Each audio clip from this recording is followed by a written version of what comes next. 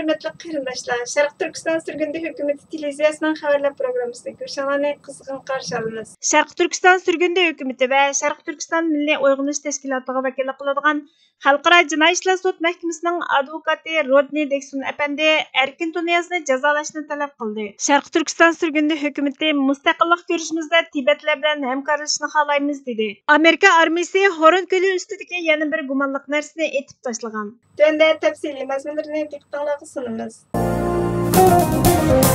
Sharq Turkiston sürgünde hökuməti və Sharq Turkiston Milliy Oyğunish Təşkilatı, şundaqla Uyğur qurbanlarına vəkillik qıladigan Xalqara Cinoiy İşlər Sud Məhkəməsinin advokati Rodney Deksun 13 fevral günü ətdəgəndə Angliya şəhər saqçıxanası SO-15 terrorluq bilan kurash qilish bölümüge Xitay Kompartiyasının atalmış Şinjan Uyğur Abdunum Rayonluq Komitetining raisi, Qorçaq hökumət başlığı Erkin Tuniyazning ciddi qo'lga ilinishini talab qilgan bir iltimosni sundi. Erkin Tuniyaz Angliya Tashqi ishlar ingliz millatları toplumi taraqqiyot ishxonasining taklifi bilan Angliyadagi bir yig'inga taklif qilingan bo'lib, 12 fevral kuni yetib kelganligi ma'lum. 2020 yili Sharq Turkiston sürgünde hökuməti və Sharq Turkiston Milliy Oyğunish Təşkilatıga vakolatan Xalqara Cinoiy İşlər Sud Məhkəməsinin Gollandiyaning Gagada turishliq qonun gruppasi dalil isbot topshirib, Xitay dövləti katibaşlarının Sharq Turkistonning ichi və sirtida sodir qilayotgan irqiy qirg'inchilik və insoniyatga qarshi jinoyati ustidan tekshirish ilib berishni talab qilgan. Erkin Tuniyaz Xitoyning Sharq Turkistonda irqiy qirg'inchilik, ishg'oliyat va mustamlaka yurgizishda bevosita rol o'ynagan gumondor hisoblanadi. Sharq Turkistonliklarning Xitoy amaldorlari tarafidan tutqun qilinib, jazo lagerlariga qamalib, irqiy qirg'inchilik va insoniyatga qarshi jinoyatga duch kelganligiga doir dalil isbotlar bor bo'lib, buningda Erkin Tuniyazning roli bo'lganlikdan jinoiy javobgarlikka tortilishga haqli. Erkin Tuniyaz daxli ta'ruz yetkazmaslikning sirtida bo'lib, Angliya tuproqlariga kirsa, SO-15 tarafidan qo'lga ilinib tekshiriladi.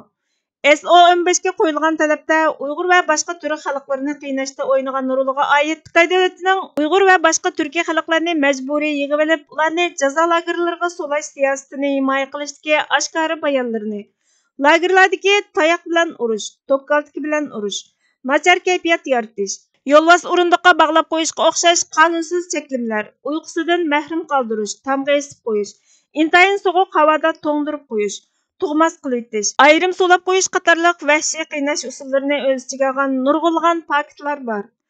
Erkin Tuniyazni 1988 yildagi Jinoiy ishlar adliya qonunining 134 moddasidagi belgilama bo'yicha Angliyada turgan mezgilida qo'lga ilinishi to'g'risida Angliya soqchixonasiga xususiy talabmi sunilgan. Sharq Turkiston sürgünde hökumətiga vəkillik qiladigan Angliyalik advokat Rodney Deksun əpəndi bizning havola qilguvchilar soqchilarni o'z huquqini ishlatib, Erkin Tuniyazni tekshirish va qo'lga olishga chaqirdi. Davlatimizda va dunyoning har qaysi joylarida zulm qilish, qiynashni cheklaydigan qonunlar bor. Bu yerga sayohat qilib kelgan gumondorlar bu qonunlarga bo'ysunishi shart. Shunga biz qonunning muvofiq va odillik bilan bir taraf qilishini talab qilamiz. Qiyin qistoqqa elish, zulm qilish jinoyati bilan ayblanganlar davlatimizga kirib chiqolmasligi kerak dedi. Sharq Turkiston sürgünde hökumətinin baş ministeri Salih Xudoyor Uyg'ur va boshqa turkiy xalqlarga irqiy qirg'inchilik va insoniyatga qarshi jinoyat sodir qiluvchilarning London yoki boshqa Yevropa davlatlarining poytaxtidagi yig'inga taklif qilinganligi bir sharmandachilik.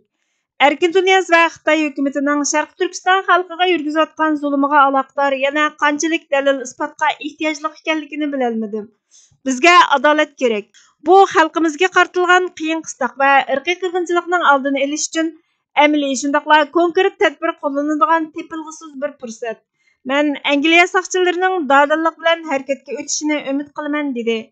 Sharq Turkiston sürgünde hökuməti Angliya hökumətinə Erkin Tuniyaz bilan o'tkaziladigan yig'inni bekor qilishga, Erkin Tuniyazni darhol qo'lga olishga va Xitoyning Sharq Turkistonda olib berayotgan mustamlikachilik, irqiy qirg'inchilik, shundaqla ishg'oliyat harakatida olib berayotgan bevosita roli sababidan uni darhol sotlashga chaqirdi.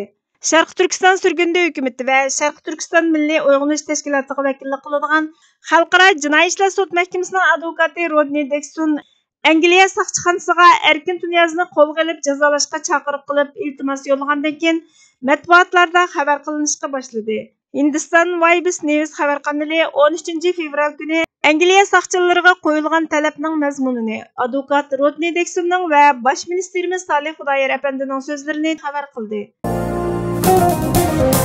Sharq Turkiston surgundi hukumati 13 fevral kuni Twitter hisobida Tibet mustaqil davlatining 110 yilligini xotirlash munosabati bilan Sharq Turkistonning mustaqilligini asliga keltirish ko'rishida Tibetning mustaqilligini asliga keltirish ko'rishi bilan zich hamkorlashishni, o'rtaq dushmanga birlikda taqobil turishni xohlaydiganligini bildirdi.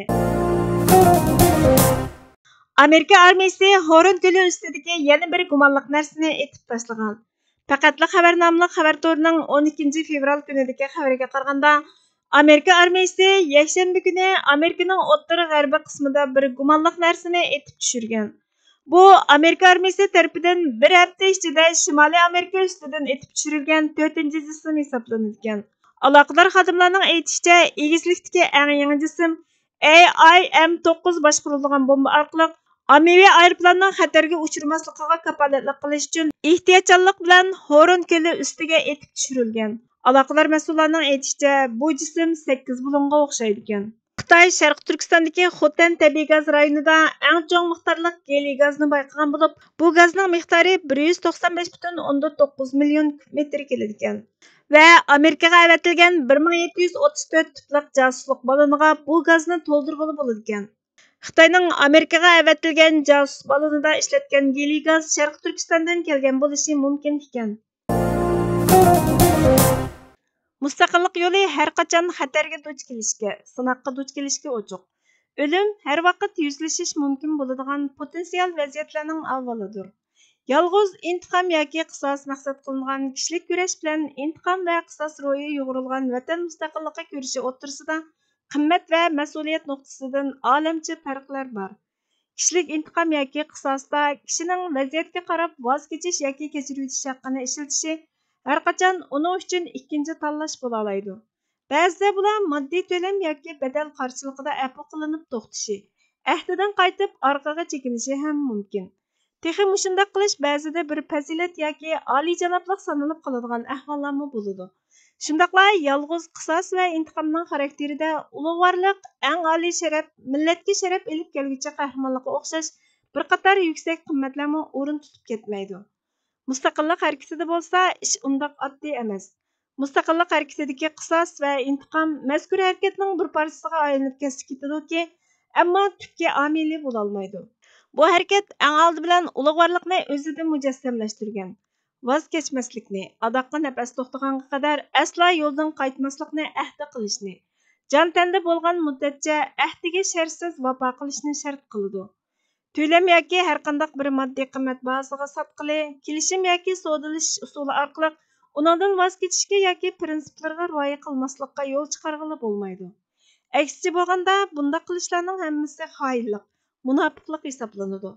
Hatto o'lim jazosimi uning badalini to'lab, gunohini yo'yib, xiyonatini oqlab tugatib bo'lolmaydi. Burhan Muhammadning noahlilik va salohiyatsizlik sirtmoqlarida bo'g'ilayotgan mustaqillik ko'rishi nomli maqolasidan ilindi. Hurmatli ko'ruvchilar, xabarlarimizni ko'rgan uchun ko'p rahmat. Kelar qitimli programmamiz ko'rishguncha Allohga omonat bo'lgaysizlar.